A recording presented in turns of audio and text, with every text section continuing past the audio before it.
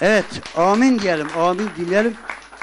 Gerçekten şimdi hakikaten Yaşam TV teknik konuda da bayağı bir ilerlemiş. Mesela şu anda İran'da hani bizi izliyorlar Tahran'da.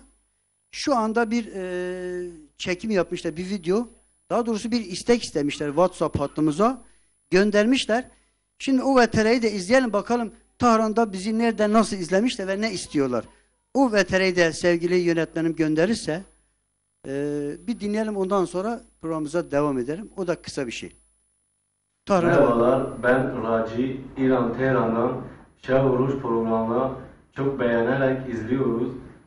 Değerli sanatçımız Hamido'dan İran, Irak ve Türkiye'deki akrabamıza güzel bir parça istiyorum. Teşekkürler. Evet, alkış Tahran'a bağlandık. Evet, Tahran'a da selam olsun o arkadaşlara.